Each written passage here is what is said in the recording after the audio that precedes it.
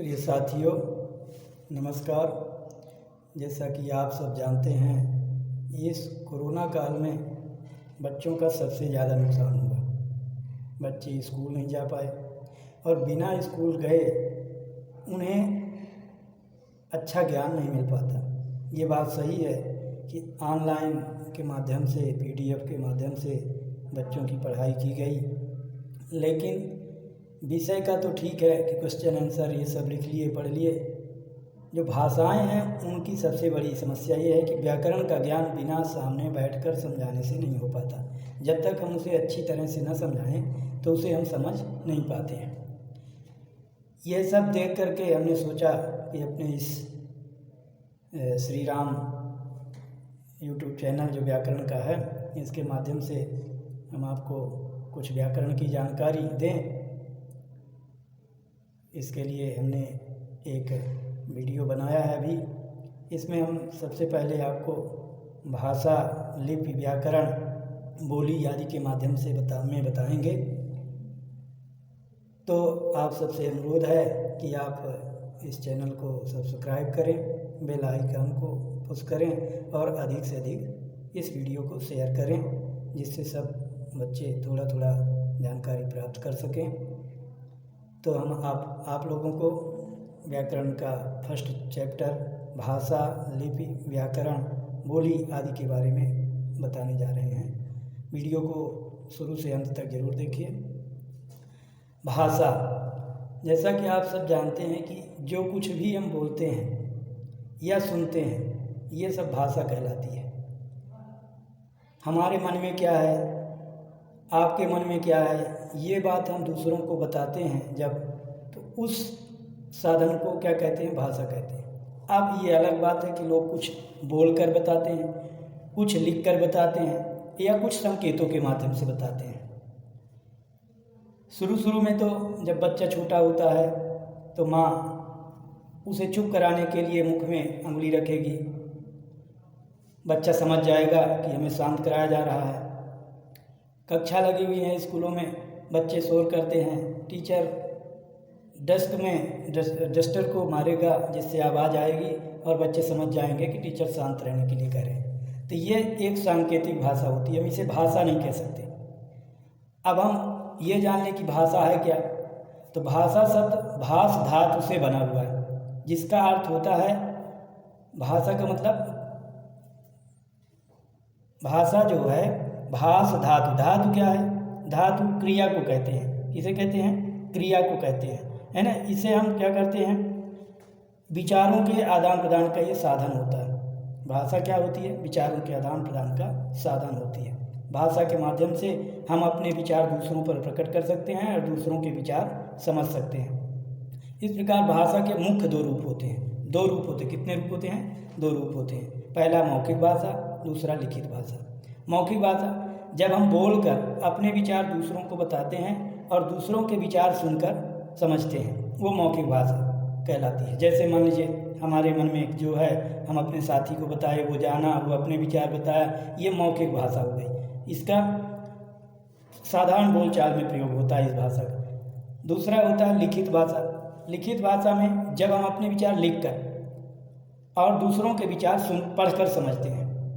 हम किताबें पढ़ते हैं, उनसे जान लेते हैं कि ये चीज़ है, इसमें लिखा हुआ है, तो ये क्या है, लिखित है। उसने जिसने लिखा उसके विचार हैं और उसे हमने समझ लिया और जान लिया, तो ये लिखित रूप होता है। लिख करके बताना और पढ़कर समझना, ये भाषा का लिखित रूप होता है। तो हम ऐसे भी कह सकते हैं कि जब हम अपने विचार लिखकर दूसरों को बताते हैं और दूसरों के विचार पढ़कर समझते हैं, तो भाषा का वो लिखित रूप होता है।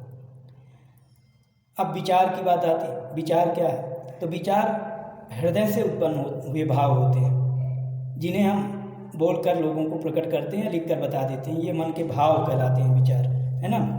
अब भाषा के रूप हो गए। अब भाषा के बाद आता है कि ये तो मेन भाषाएं हो गई दो, लेकिन कुछ और भाषाएं होती हैं जो हम प्रयोग करते हैं, जैसे मातृभाषा। अब मातृभाषा, जहाँ बच्चा पैदा होता है, जिस माहौल परिवेश में बढ़ता है और जो सीखता है, वहाँ जो सुनता है, जो बातें सुनता है, वो मातृभाषा कहलाती है। मातृभाषा मुख्य रूप से वह भाषा होती है जो हम अपने माँ, पिता, परिवार के अन्य सदस्यों द्वारा सीखते हैं। दूसरा होता है राष्ट्रभाषा। हमारे इतने बड़े देश में कई राज्य होते हैं, उन राज्यों की सबकी अपनी अपनी अलग भाषाएं होती हैं, लेकिन कुछ एक ऐसी भाषा भी होती है जो पूरे राष्ट्र के अधिकांश लोग बोलते हैं, उसे हम राष्ट्रभाषा कहते हैं। राष्ट्रभाषा वह भाषा होती है जो देश के अधिकांश नागरिकों के द्वारा बोली जाती है, उसे हम राष्ट्रभाषा कहते हैं। राष्ट्रभाषा के बाद आता है राजभाषा।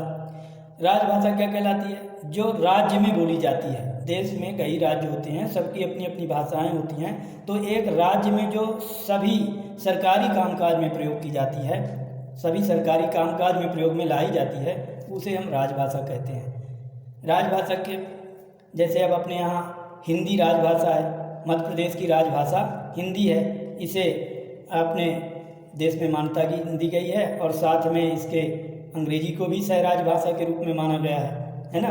तो ये राजभाषा कहलाती है। इसके बाद आता है बोली। बोली क्या होती है?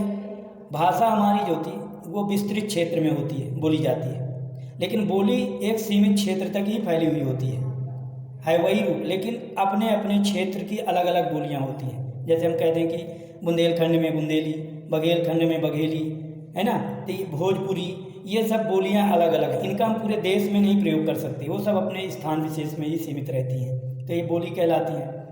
दूसरा आता है लिपि।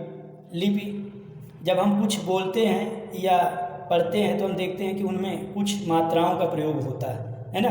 तो हम इसे ऐसे कह सकते हैं कि जो कुछ भी भाषा के द्वारा बोला जाता है उसको लिखने की, सुव्यवस्थित तरीके से लिखने के लिए जिन चिन्हों का प्रयोग किया जाता है उन्हें लिपि कहते हैं, है ना। जैसे अपने कई भाषाएं होती, हिंदी, संस्कृत, मराठी, है ना, नेपाली, इनकी भाषा जो है लिखने की जो लिपि है वो देवनागरी है। अंग्रेजी है, इनकी भाषा लिखने की क्या है? रोमन है। पंजाबी गुरमुखी, है ना। तो इस प्रकार से सब जो कुछ भाषाएं होती हैं उनके लिखने की जो विधि होती है वो उसे हम लिपि कहते हैं, और सबकी लिपि अलग अलग होती है। अब आता है आपका व्याकरण, जो सबसे प्रमुख होता है। हमारी जो भाषाएं हैं, हिंदी, अंग्रेजी, संस्कृत, इन भाषाओं में सबसे प्रमुख चीज़ होता है व्याकरण का ज्ञान।